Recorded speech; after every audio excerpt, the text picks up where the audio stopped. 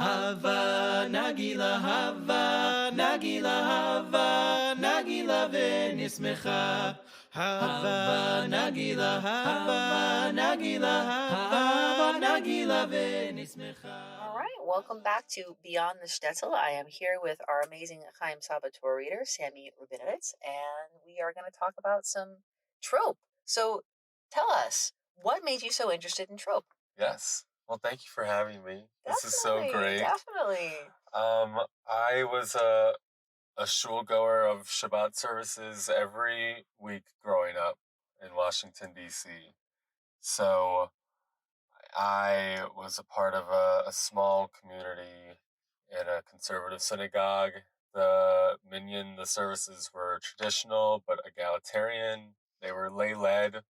And my grade class was surprisingly larger than any of our siblings, any of the other classes.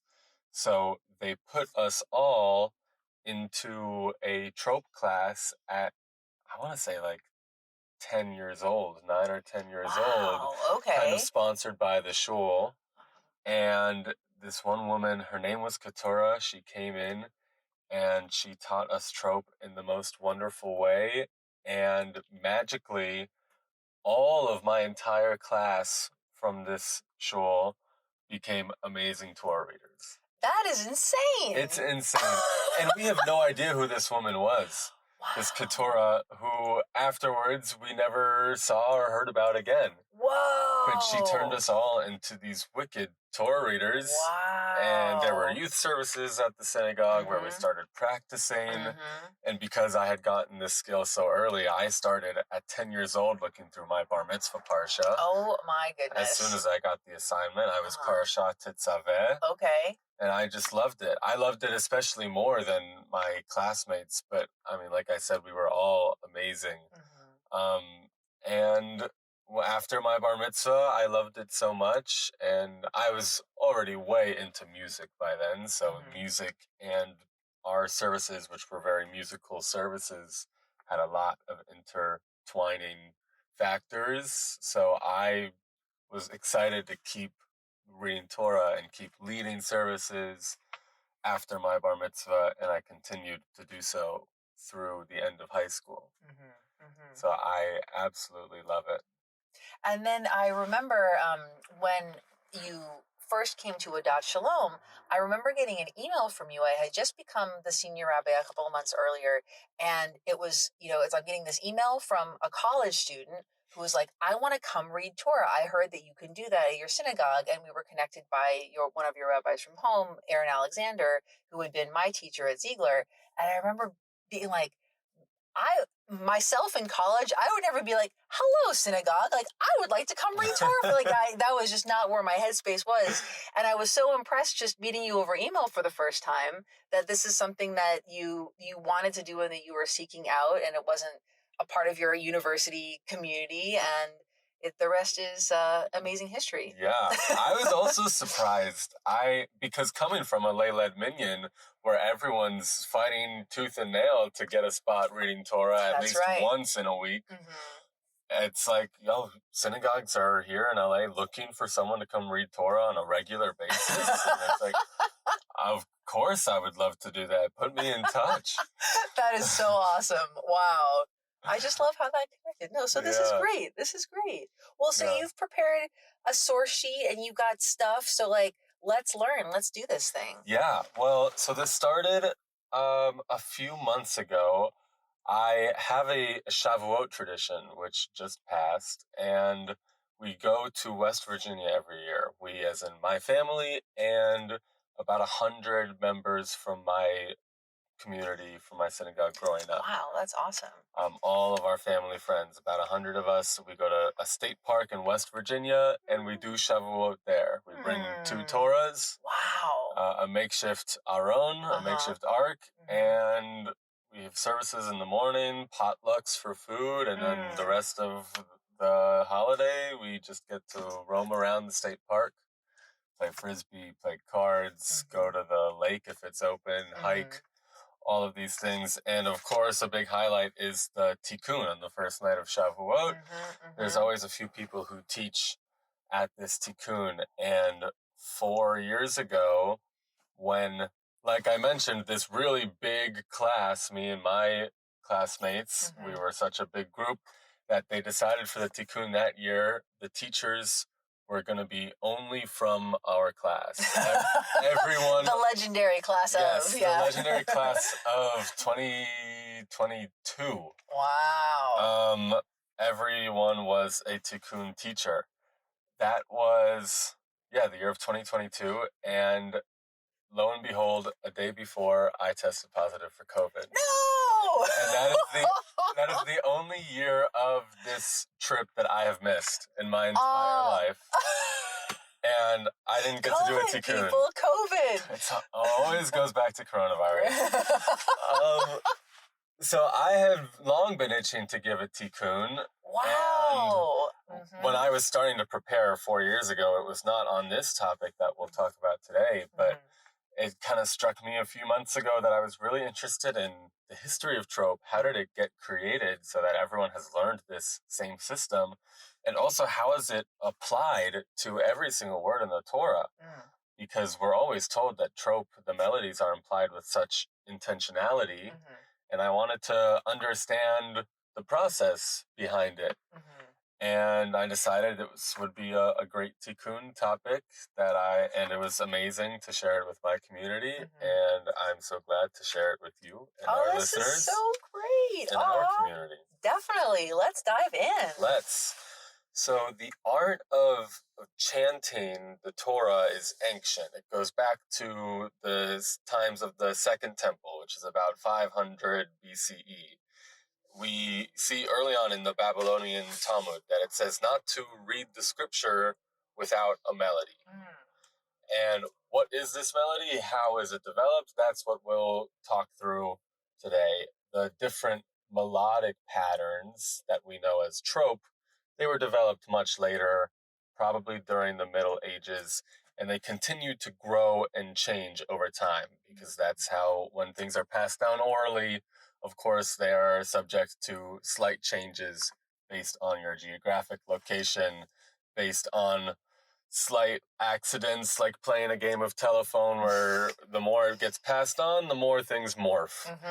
And this all stems from the reading of Hebrew text, of biblical text, held a lot of ambiguity because there was no vowels, there were no punctuation. And the systems started to be codified in different ways. The most famous system, the one that we use today, was developed by the rabbis of the Ben Asher school in Tiberias. This was around the end of the 9th century. And this is what we use today to read modern Hebrew. And at this point, we're not just talking about the system for trope and singing the Torah, but also the vowels, the e, I, O, U, those vowels, the dots inside the letters that distinguish between bet and vet, shin versus sin, kaf and chaf, the mapik inside the hay, like all of these different. Tell our listeners, what is the mapik inside the hay? Oh, the mapik inside the hay. People might not know about the mapik. One of my favorite things that will always get my friends to laugh when I give an extra accent to it, because it adds this this extra breath on the offset of the hay. So instead of saying ma, you would say mah. I've heard that it turns the mapik inside the hay turns the hay from a consonant into from a vowel into a consonant. Oh, have you ever heard that? I had not heard that. We need some grammar experts to be on our next podcast episode. Okay, exactly. Moving on. I had to highlight the mapik because I don't think people have heard of the mapik before necessarily. One of my favorite little. The mapik is very cool. Oh yeah. All of these vowels and this punctuation, these consonant modifiers, this was a part of the notation system that these rabbis in the 9th century started developing. This is how we began to read modern Hebrew.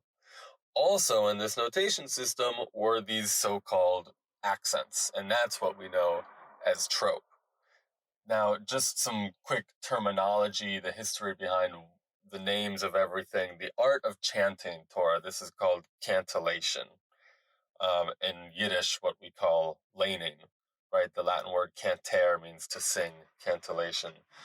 And in Hebrew, these trope are called te'amim, ta'amei hamikra.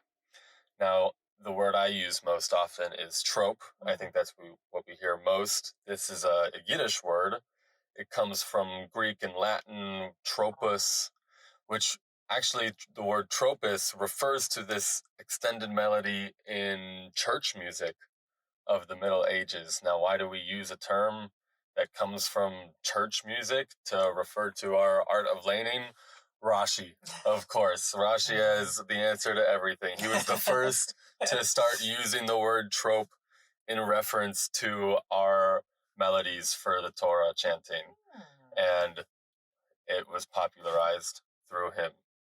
So having this notation system is one thing, but the melodic interpretation of the system, how to sing it, this wasn't transcribed by anyone for so long. Like we said, it was passed down orally. Oh, why do we need musical notes? We just know what it is because we learned it. Right. And how do we know that we're doing it correctly without having sheet music? Like singers will read sheet music at a concert, in an opera. This wasn't done until the earliest I could find was 1518. But even that was this Christian Bible scholar, so he wasn't notating it for the sake of Torah reading. That wasn't until hundreds of more years later. The first Jew to transcribe the trope was 1823, a guy named Isaac Nathan in London. And after that, it started to be written down more commonly. There were lots more throughout the 1800s. And by then, the melody had been passed down orally. Of course, it's been changed slightly, right? Jews are moving around the world, and how they're singing it is likely influenced by the music that's around them in whatever region they're in. So by the time we're transcribing all of this in the 1800s, it's kind of too late to all be on the exact same page. The trope is all moving in the same direction, if it should be ascending or descending or a zigzag, or if it should just be slight movement, right? The way the melody moves. But we have 8 main traditions separated by region by this 1800s period that the rabbis have found different versions of trope. These 8 regions are the Southern Arab Peninsula, the Middle East, North Africa, Italy, the Western Sephardim, there's the Near East, and there's Western European Ashkenazim. Now, those two I think I've heard before. Those are like what we refer to as just Sephardic trope. Or if you go to Israel, sometimes you might hear that Near East region trope. But what we use is the 8th region is the East European Ashkenazim, which is used in Israel or English-speaking countries. Those are the kind of 8 ways that trope has been separated in, the 8 slightly different melodies from each other. Wow. Yeah. These trope, they're printed in the Chumashim, like the book Eitz Chaim, or a Tanakh that we used to follow along in services. But as we all may know, the trope and the vowels, the punctuation, are not in the Torah scroll.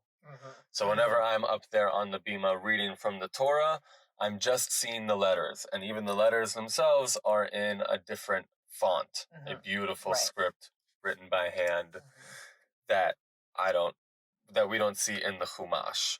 The reader is obliged to memorize the signs, the trope, the vowels, the punctuation. To do this, we use a book called Tikkun LaKorim. It has the text on one side, on the right side, with the trope and with the vowels and the punctuation. On the other side, it has the text, but without the trope, without the vowels and punctuation. Ideally, it looks almost exactly like it would look in the Torah scroll. That's what I use to prepare my Torah readings every time I'm about to come to Adat Shalom, or I'm about to read Torah in any service. And also on the two sides of the bima, next to the Torah reader, we have the Gabaim. Sometimes you might see the Gabbai give hand signals. I know you've done this for me every now and then as you've Gabbai'd for me. Sometimes you see a hand signals, they're acting as what's called a somech, a prompter. Oh, which interesting. Before There's a word for that. before the tikkun was popularized, where we have this system where we can learn the trope, this was commonplace for the Gabbais to also act as a somech, a prompter of this trope is here, this trope is there. Nowadays, no one agrees on the hand signals anymore. We don't know which trope is which. The only one we have is you shove your hand down to say that's the end of the verse. That's the only one we agree on right now. Stop is the only signal. Stop right here. And if they make a really big hand signal, that's saying the aliyah has just ended. You need to really stop.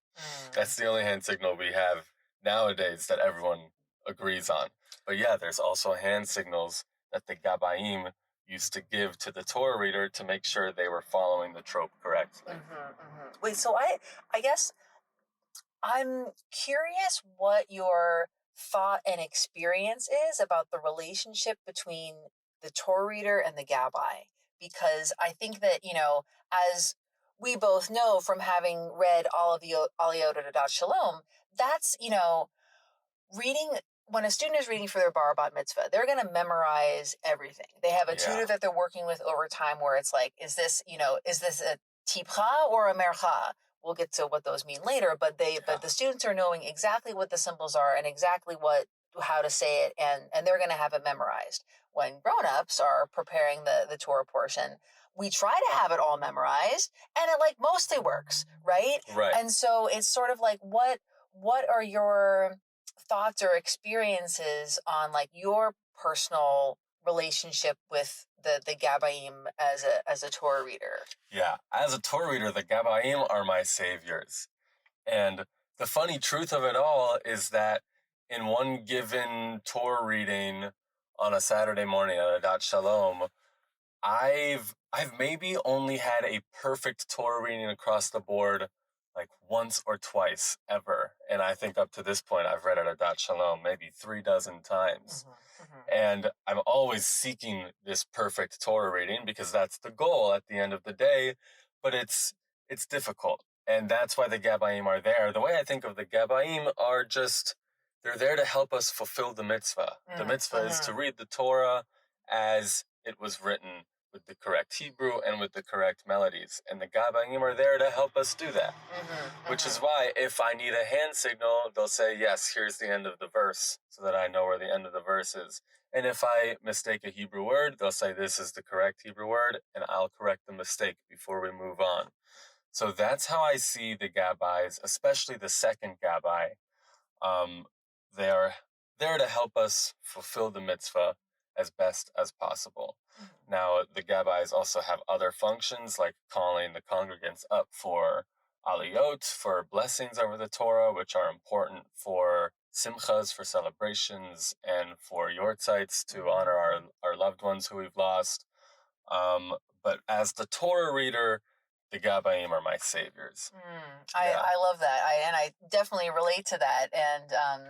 And yeah, it takes teamwork makes the dream work. Exactly. Yeah, exactly. If I ever know I'm about to start an aliyah, or I was like, I had a lot of trouble with this one when I was practicing, I might say something to the Gabbai beforehand.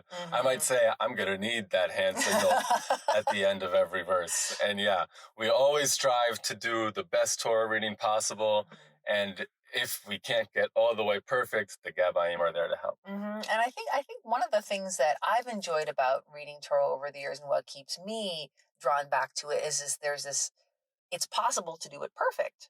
You're not going to do that every time, but there are so many situations in life where there's no such thing as perfect, and we're just doing the best we can. Yeah. And in Torah reading, we're also just doing the best we can, but knowing the perfect to strive for, I don't know. I think that's kind of cool. Yeah, I love it. That's why I love it, absolutely. Awesome. And let's move to the functions of these tropes. Yes. Why are the tropes there? Why are these melody patterns there? Well, that's the first big thing, is to tell us what the melody is. what the melody is on each part of the verse, on each word, on each phrase. The trope, we mainly think of that function is to tell us the melody. It also tells us the proper accentuation of the word. A trope will be under a specific letter that tells us to accent that syllable versus a different syllable. Like object versus object in English. This is a function of trope that really I didn't learn until way after my bar mitzvah. It's difficult to think of that function at the same time as the first function, which is just singing it correctly. And when I'm teaching my B'nai Mitzvah students, I often don't even tell them that unless they're really advanced and ready to take on that second function. For me, this was something that I learned later on in life once I was becoming a more regular Torah reader. And one of the cantors at my synagogue and I were hanging out, and she pointed out this rule, and she said, yeah, it's really about the accents of the word that can sometimes change the meaning of the translation of Hebrew to English. And I was bewildered. And it was a whole new learning experience. Head explodes. Head explodes. The other great function of trope is it serves as punctuation. We know where the verse ends because the sof pasuk trope, which literally means end of verse, sof pasuk, that divides the verses properly, which helps us preserve the acceptable interpretation of the text. So those are our three main functions of trope. And we should also talk about what are these tropes. There's about 30 signs, depending on what source you look at, 29 or 30. I was going to say, are there that trope many? signs? Yeah, that many. I mean, a dozen of those 30 I barely even think about unless I have to. Right. These tropes are small marks in the Tikkun. It's also in the Eitz Chaim Chumash that some are above the letters, some are below the letters. Typically, we see just one sign on each word. They all have names. They all have names. They're separated into groups. And there's really two main categories of trope. There's disjunctive tropes. These are the ones that mark the end of verses. They divide things into phrases, into clauses. These are our most important tropes, disjunctive tropes. They are hierarchical, based on the degree of closure they affect. They are our most illustrious tropes. The melodies for our disjunctive tropes are way more interesting than our other category. Our other category is called conjunctive tropes, which are just indicating a connection. They're helping us get from one disjunctive trope to the other. They're much more mild. They're easier. There's way fewer of them than disjunctive tropes. They're just to help us connect all the words together. I feel like when I've learned this before, and I didn't get a chance to dig through my notes from the first year of rabbinical school when I had a teacher go over this. I feel like the categories the labels that we learned were lords and servants, which is had you heard? I gotta find that piece of paper in my letters somewhere. I have heard of that when I was studying this topic. I think it's the same thing as disjunctives and conjunctives. Yeah, Yeah, absolutely. Lords and servants. Yeah, definitely a little bit less contemporary of it. Yeah, no, I'll leave that piece of paper up someday. Yeah, no, absolutely. These lords tropes, these disjunctive tropes, they're the more important category, definitely. And the conjunctive trope as the servant to the lord tropes, that makes sense. Like we said, the conjunctive tropes are just connecting our disjunctive tropes. There's three big considerations with these disjunctive tropes. There's syntactical considerations, which is just all about the sentence structure, the way in which the linguistic elements are put together, phrases, clauses, sentences. There's an exegetical consideration to it, which is all about the explanation or the interpretation of the text. And there's also musical. If we want a certain melody, a zigzag, something ascending on a specific word, then we will put a trope with that appropriate melody on that word. Now, what we'll mostly talk about today is syntactical choices. Those are the verses that I pulled for us to look at. But anytime we think that a trope was specifically chosen for that word, it could be one of those three considerations. Now, the one big term that I hadn't defined yet was ta'am. I mentioned the Hebrew word for trope is te'amim.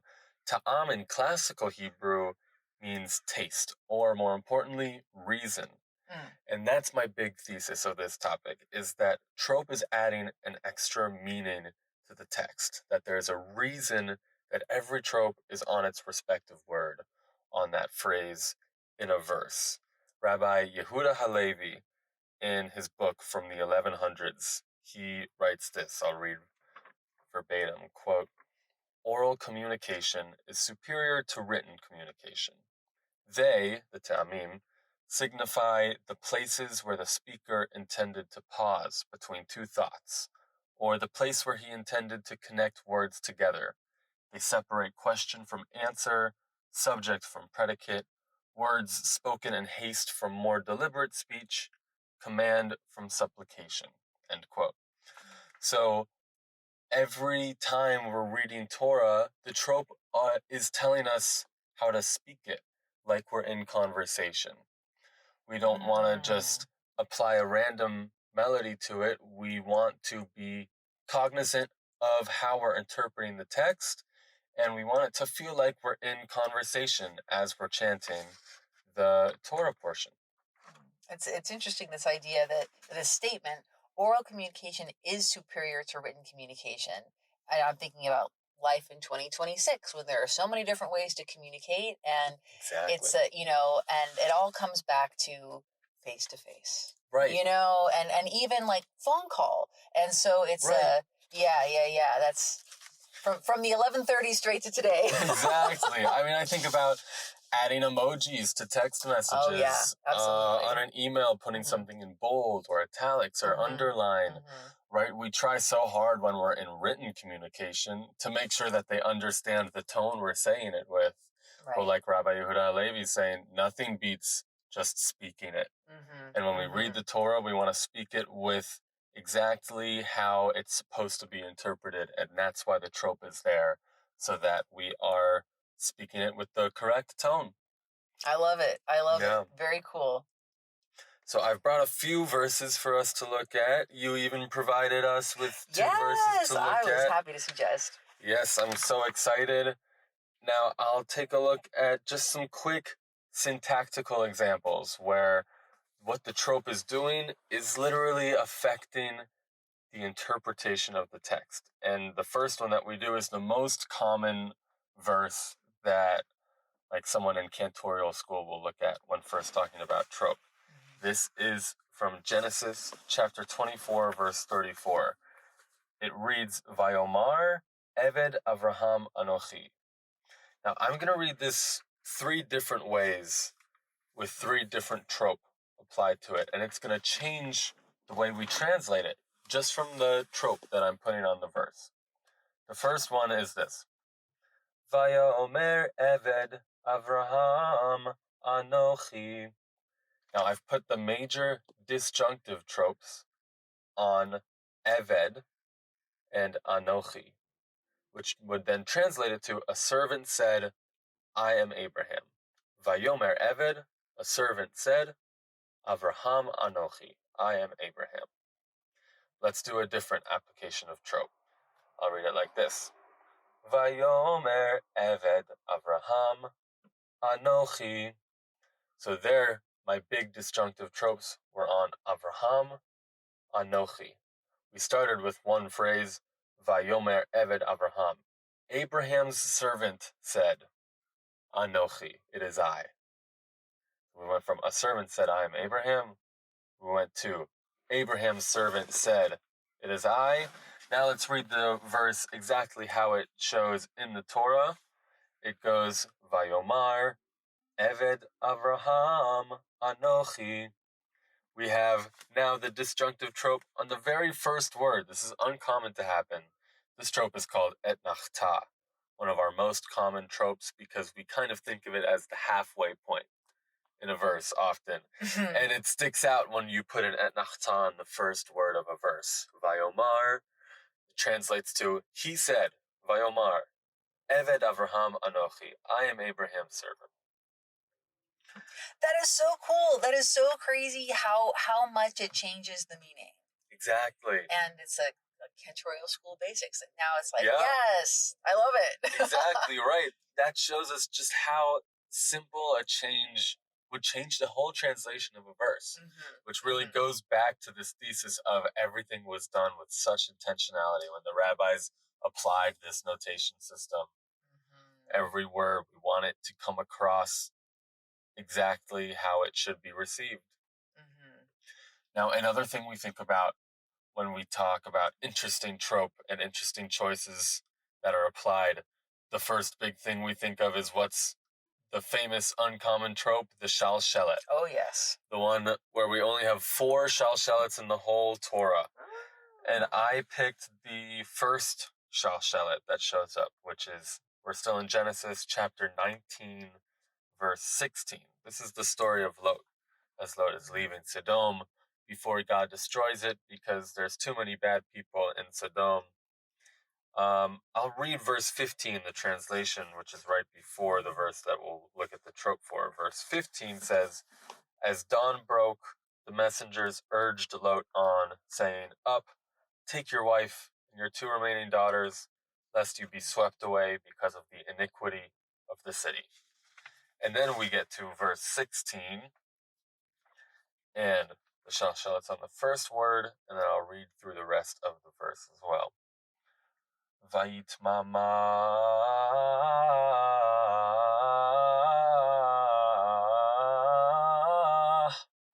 Vayachaziku ha'anashim beyado uvyad ishto uvyad shtei vnotav vechemlat Adonai alav vayotziuhu vayanichu michutz la'ir. We have that big shalshelet at the beginning. It's very dramatic. Yeah. And then we're told to pause after. There's a mark in the Torah. Oh, yeah, and we'll talk even more about that with another verse soon. So this verse translates to, still he delayed. Vayit mama. That was the word with the shalshelet. Still he delayed. And we go on. So the agents seized his hand in the hands of his wife and his 2 daughters in God's mercy on him, and brought him out and left him outside the city. And what a gorgeous picture to have the shalshelet on still he delayed. Lot is being told to leave his home because everyone in this community is just that terrible. Of course he's going to delay. And what a poignant picture to have the shalshelet on that word, vayit mama. Oh, I love it. The next one, I want to talk about this pause that I mentioned, what's called a psik. And if you're able to, at home, I would go to Sefaria or grab an Eitz Chaim, a Tanakh, and look at the verse Exodus chapter 34, verse 6. This is a famous line in our holiday services. And it reads, I'll chant this with the trope, Vayavor Adonai al panav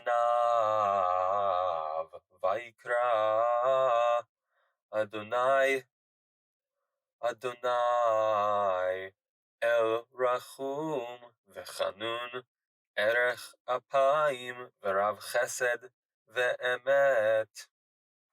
So we had twice in this verse the psik, just a straight line in between the words that tells me, the Torah reader, to pause. And this verse that we know is so holy and important to our holiday services, right? We're saying, God, a deity, compassionate and gracious, slow to anger, right? One of the pauses is in between the 2 proclamations of God. God, and we pause and we say again, God, Adonai. The psik is such a powerful thing that can just keep us in the moment, right? When we're talking in English in conversation and we say something that was really important, often we pause just to make sure it settled into the conversation. Right. Same thing in the Torah reading, where if there's a word or a phrase that's just so important, we pause. And the Torah in the Tikkun and in the Chumash tells us, pause here. We had it with the Shalshelet, and now we have it with this iconic verse from our holiday services. Nice. I have one more for us. I love it. And this one is about patterns. One of the super cool things. Yeah. Yes, I love this verse. I actually noticed this when I was reading it in Adat Shalom. And at the time, I had just thought of this tikkun. And so I made a mental note to come back to this verse. And lo and behold, here it is on the source sheet. That's amazing. I loved this because of the patterns, and I'll read it. I'll chant it before we go any further. It reads, Ayin tachat ayin, shein tachat shein, yad tachat yad, regel tachat ragel, kviya tachat kviya, petza tachat patza, chabura tachat chabura. This is from Exodus chapter 21, verses 24 and 25. And I love the melodic choice of this. When you have a pattern in Hebrew, where you're going, ayin tachat ayin, shein tachat shein, right? Eye for eye, tooth for tooth, and it goes on, etc. That we do the same thing with the trope. What this is doing is it takes trope from a group, and it assigns it to each phrase. Ayin tachat ayin, that's all from the katon phrase in trope. Shein tachat shein, that's all from the etnach ta phrase. And it goes on, assigning each three-word phrase in Hebrew from one phrase of trope. Not breaking until the very last phrase, where suddenly you get a disjunctive trope from a different group. That's the Zakef Gadol I ended with. Chabura, tachat chabura. That's the first time in these two verses where we've used two different trope groups in one three-word of the Hebrew. And that was interesting to me. That stuck out. You know, the pattern made so much sense to me. Eye for eye, tooth for tooth, hand for hand, foot for foot. Right? It makes sense that we've assigned the same trope group to each. And I asked myself, well, why do we break this pattern when we get to the end, bruise for bruise? My first theory was maybe we want to signify that we've ended the pattern. And therefore we can finally break from this pattern. Chabura, we take a different trope. Tachat chabura, bruise for bruise. And we signify that the pattern has ended. But I love this. I love the things we can do with melody to accentuate things going on in the Hebrew. Definitely. Yeah, kind of bring it to a close. Yeah, absolutely. And now we get to yours. Oh, yeah. Tell us why you brought these verses in. So this is from my same study I was mentioning before about when I learned the terms like the lords and the servants for the conjunctives and disjunctives. Not sure if I said those in the right order, but I think it was a Chumash class, and the teacher was Rabbi Yehuda Hausman, and he was my teacher both at Academy for Jewish Religion, California, and at the Ziegler School for Rabbinic Studies. And we were looking at, in whatever we were doing in class, we were looking at Deuteronomy chapter 26, verse 5. Yeah. And especially the phrase Arami Oved Avi, which is, I think, translated differently in the plain meaning of the Chumash text in most Chumashim than it is in the Passover Haggadah, which is where we see it. So there's this phrase, Arami Oved Avi. What does that phrase mean? And it actually, the conversation that we had in class was similar to the text study that you brought for Genesis chapter 24, verse 34, where if you were to move around the accents, it could change the meaning a lot. So what is Arami Oved Avi mean exactly? I don't have a synthesized explanation for that right now at this moment. That's another podcast episode. But we looked at the conjunctive and the disjunctiveness. And so Arami Oved Avi. So we have the disjunctive, conjunctive, disjunctive. Right. Am I right? Okay. Exactly. So then we were looking at the different patterns, and so it reminded me of this pattern. So it's disjunctive, conjunctive, disjunctive. Yes. And so in Numbers 28, verse 14, there's this particular pattern that I just really love the sound of it. And this is one of the verses from the Torah reading for Rosh Chodesh. And so for those of us who go to Minyan a lot, we know that the Torah reading for Rosh Chodesh is a Torah reading that's repeated many times throughout the year, because Rosh Chodesh happens 12 or 13 times a year. And then some Rosh Chodeshes are one day, some are two. Oh, yeah. End of the day, you're going to be reading this verse from the Torah quite a bit. In our Minyan, we have we call it the Pinchas Torah sometimes, because it's open to the book of Pinchas, or the Parshat Pinchas, which is where you find the sentence. So, V'niskehem chatzi hahin yela pa u'shalishit hahin la'ayil u'v'itahin la'keves yain zot olat chodesh b'chodsho l'chodshei hashana. And I love how it's like v'niskehem, the Re'i, chatzi hahin. Okay, then we have yela pa, and then we have Ushalishit hahin la'ayil. And usually, so the shlishit, the trope under that is the dargah. And usually we have dargah tavir. But this time, instead of dargah tavir, we have dargah munach rivi'i. And so tavir, but rivi'i. So it brings it down a little bit more.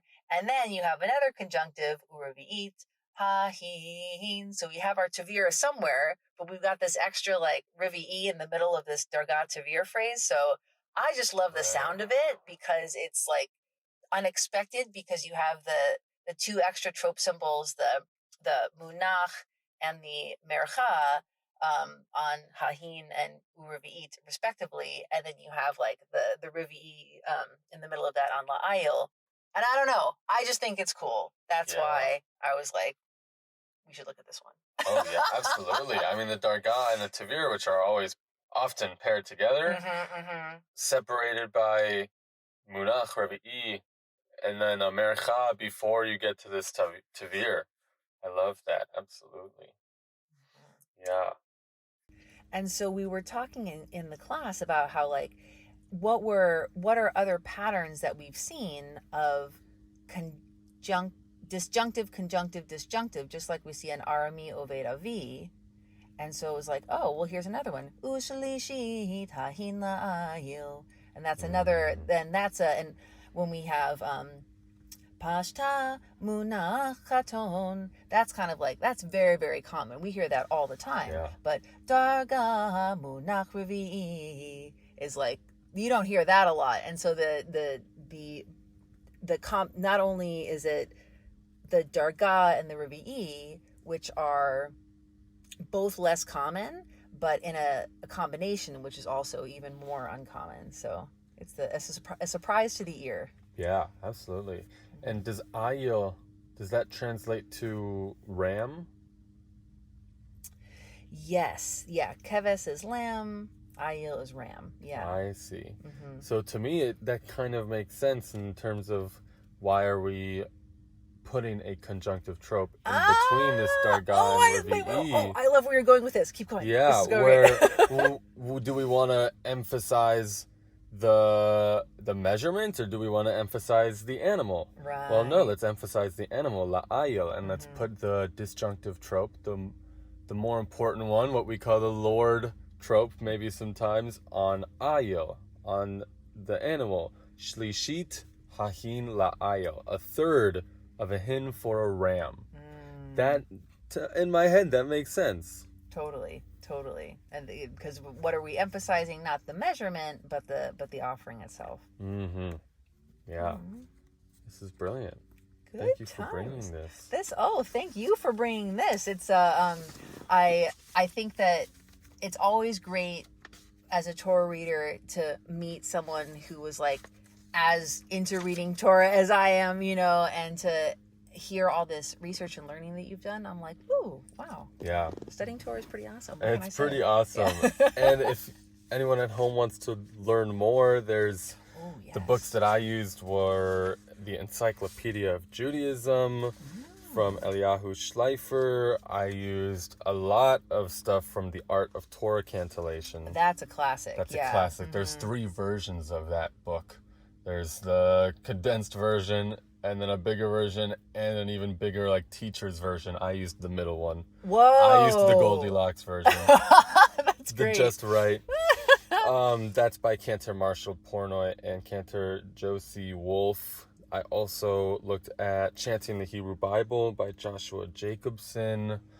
And I would offer thanks to Cantor Ariane Brown in Washington, D.C. for her guidance on this as well. Yeah, this was really fun. This was really fun. Thank you for having me. I mean, Trope just does so much. We've talked about the syntactical reasons, right? It changes the syllables that we stress, present versus present. And in Hebrew, right, think of midbar and medaber, the same Hebrew word, but changing the vowels and changing the accents. And I want us to think of Trope as, like we were saying, from 1100s to 2026, right? Like we take so much care with the words we type in a text or an email or on a presentation, right? I want us to think of it with that care, that like it's speaking, like we're inflecting different phrases in our tone when we talk, and words that are lowered in pitch when they're less important, and pausing when something is extra important. And I hope that it gives all of you at home something new to think about as we're reading Torah and services. And I hope that for the rest of your lives listening to a Torah reading, that it doesn't matter if you read Hebrew or not, if you know Trope or not, but that you can listen to the Torah reader and feel like you're right in the conversation. Oh, that's amazing. And that's, like you're saying, that's exactly what it's designed to do. Exactly. Oh, Yasher Koach. This has been Thank you. fun. Yay! Thank you so much for having me. Amazing, amazing. Thanks for being here. My pleasure.